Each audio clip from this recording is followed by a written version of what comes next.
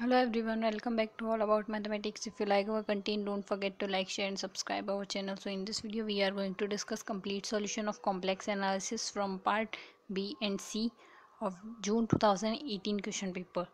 So let us start with the first question. जून 2018 में total 9 question asked किए गए थे. 5 questions are from part B and 4 questions are from part C. So let us start with the first question. First question is saying the value of the integral हमें ये दिया हुआ है, integration of e z z square minus one d z over one minus z modulus one. So यहाँ ये domain दिया हुआ है. इस इंटीग्रल की वैल्यू निकालनी. इसकी वैल्यू निकालने के लिए हम कोशी रेसिड्यू थ्योरम काम में लेंगे. First of all f z को सिंप्लीफाई कर लेंगे. एफ जेड दिया हुआ है exponential z by z square minus one. So यहाँ से अगर इसे सिंप्लीफाई करते हैं देन वैल्यू आएगी exponential z over z minus one and z plus one. हमें डोमेन दिया वन माइनस जेड का modulus equals to one. So implies centre at one and radius equals to one. So यहाँ से centre at one and radius equals to one simplify करें then कुछ इस type का disc बनेगी हमारे पास. सो यहाँ से अगर इस डिस्क के लिए देखें देन इसके पोल्स आएंगे z equals to one and z equals to minus one. So z equals to minus one. So यहाँ से z equals to minus one out of domain हो गया क्योंकि डोमेन सिर्फ इतना ही है. ये z माइनस वन यहाँ लाई करता है. सो आउट ऑफ डोमेन होने की वजह से F z d z equals to zero आ जाएगा. At z equals to minus one. That's why ये पोल के लिए तो हम इंटीग्रल करेंगे नहीं. और z इक्वल्स टू वन के लिए अगर देखें z equals to one inside the domain आएगा. सो दैट्स वाई यहाँ पे इंटीग्रल करेंगे. सो कोशी रेसिड्यू थ्योरम ये कहती है. कोशी रेसिड्यू थ्योरम कहती है if f is analytic in a simply connected domain D except for the isolated singularities at a1 a2 and so on, then for any closed contour gamma in D on which none of point AK lie, then integration of fz dz equals to 2 pi iota into sum of residue. सो यहाँ से residue फिर किसके लिए निकलेगा. z equals to one के लिए निकलेगा क्योंकि z equals to minus one का पोल तो out of domain. That's why integration of f z d z equals to pi iota residue at z equals to one. z equals to one के लिए residue निकालेंगे. z equals to one हमारे पास यहाँ ये simple पोल है. Simple पोल के लिए residue निकालने के लिए हम limit z tends to a z minus a into f z का काम फॉर्मूला काम में लेंगे. सो यहाँ से ए की वैल्यू वन पुट कर देंगे और सिंप्लीफाई अगर वैल्यू करेंगे देन हमारे पास वैल्यू आएगी two pi iota into e by two. Residue at z equals to one equals to e by two. So यहाँ से सिंप्लीफाई करेंगे देन टू से टू कैंसिल आउट हो जाएगा और वैल्यू आएगी एक्सपोनेंशियल पाई आएटा.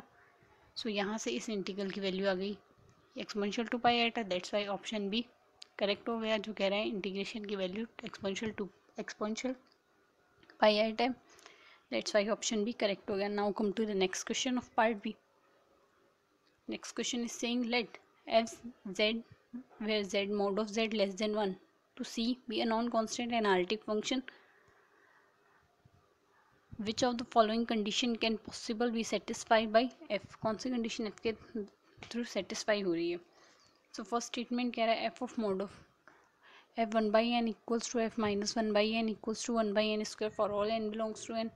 second statement कह रहा है f 1 by n equals to f minus 1 by n equals to 1 by 2n plus 1 for l n belongs to n. and third statement is saying mod of f1 by n is less than 2 raised to the power n for all n belongs to natural number.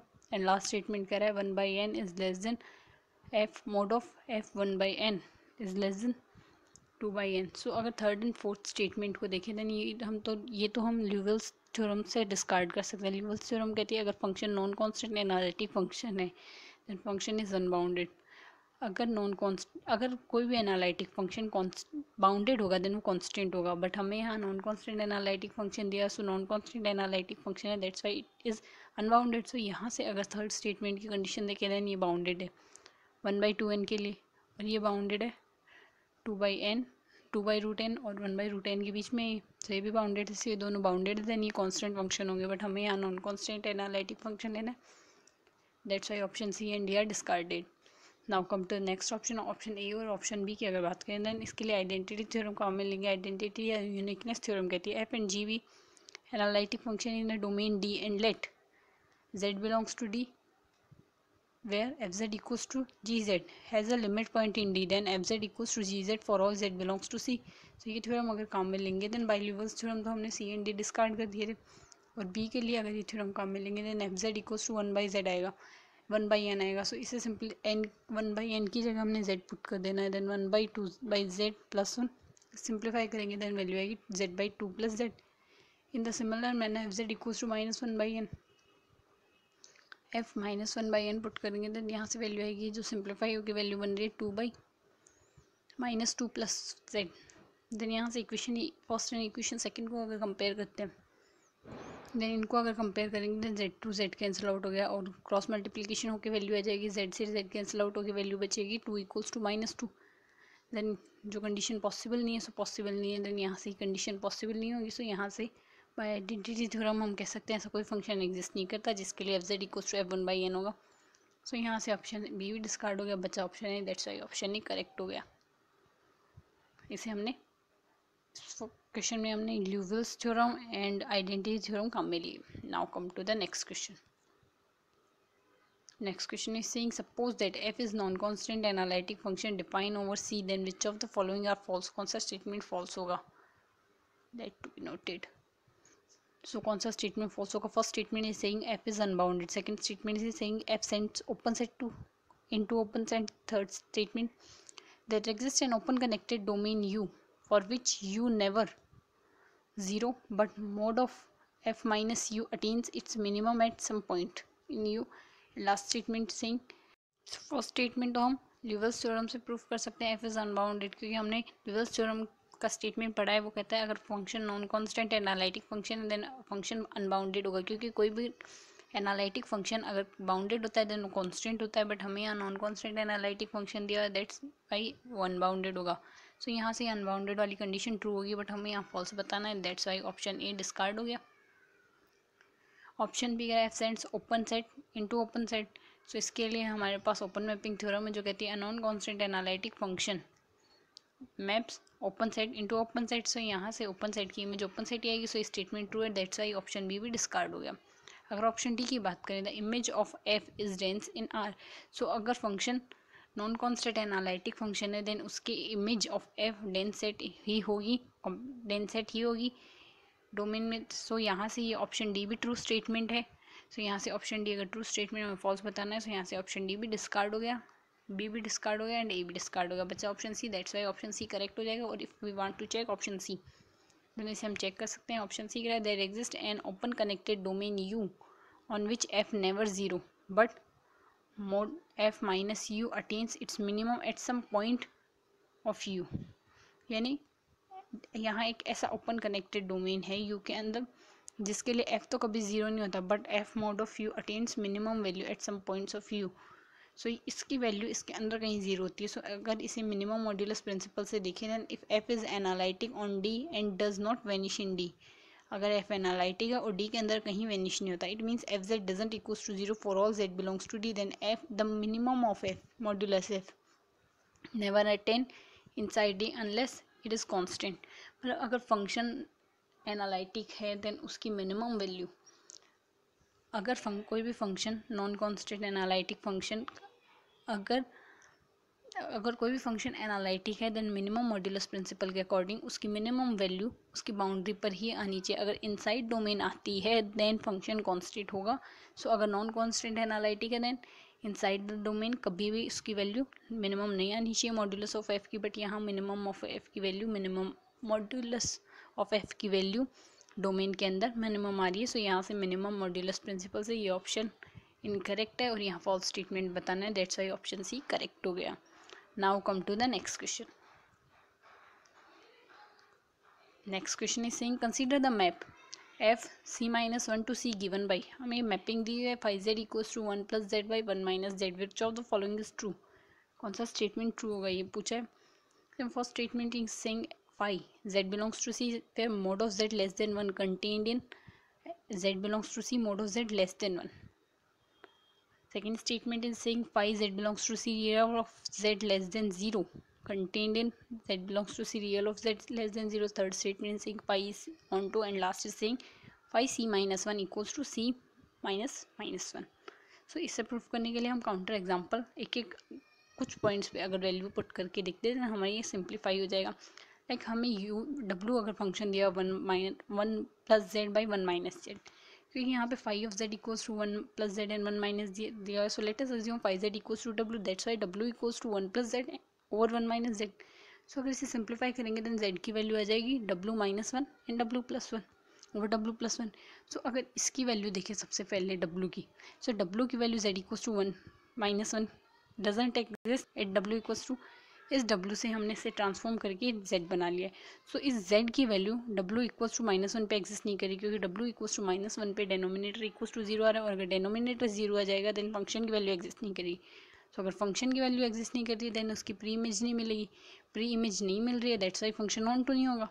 सो यहाँ से simplify हो गया, phi of Z function onto नहीं है, phi is not onto, से यहाँ से ये वाली कंडीशन डिस्कार्ड हो गई।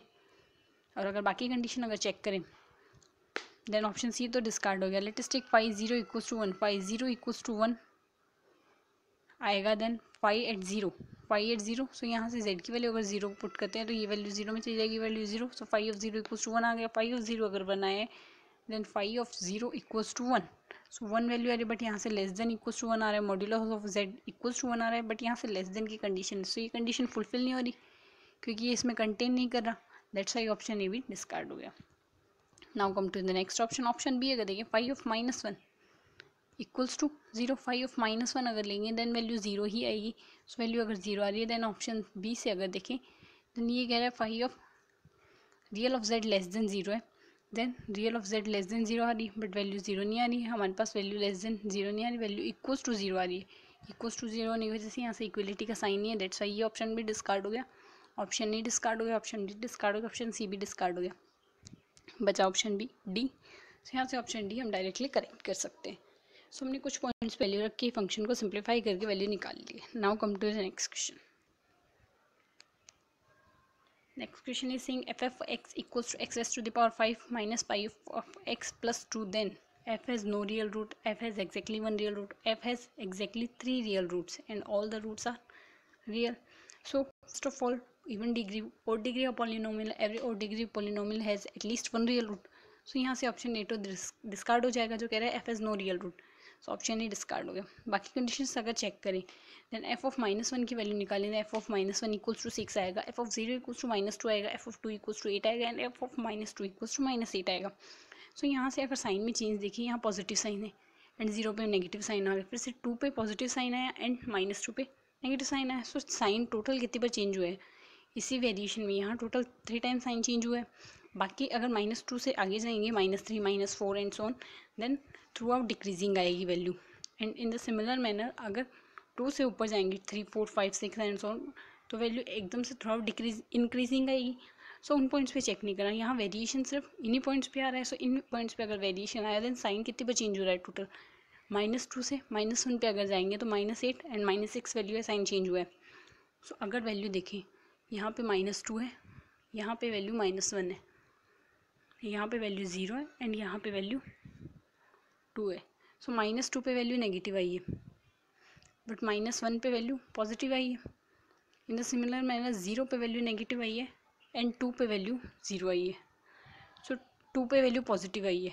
सो यहाँ से टोटल 3 टाइम्स साइन चेंज हुआ है, तो टोटल 3 रूट्स इनके बीच में लाई करेंगे, मतलब एक रूट -1 टू -2 के बीच में, एक रूट -1 टू 0 के बीच में और एक रूट -1 0 टू 2 के बीच में। सो 3 रियल रूट हो गए, सो 3 रियल रूट हो गए, बचे हुए 2 रूट, टोटल रूट 5 से होंगे क्योंकि 5 डिग्री का पॉलिनोमियल, सो 5 रूट्स होंगे इसके, 3 रूट्स आर रियल, सो बचे हुए 2 रूट्स कॉम्प्लेक्स हो जाएंगे। सो हमें क्या पूछा कितने रूट्स रियल होंगे, so exactly 3 real roots. So यहाँ से ऑप्शन सी करेक्ट हो गया। Now come to the next question.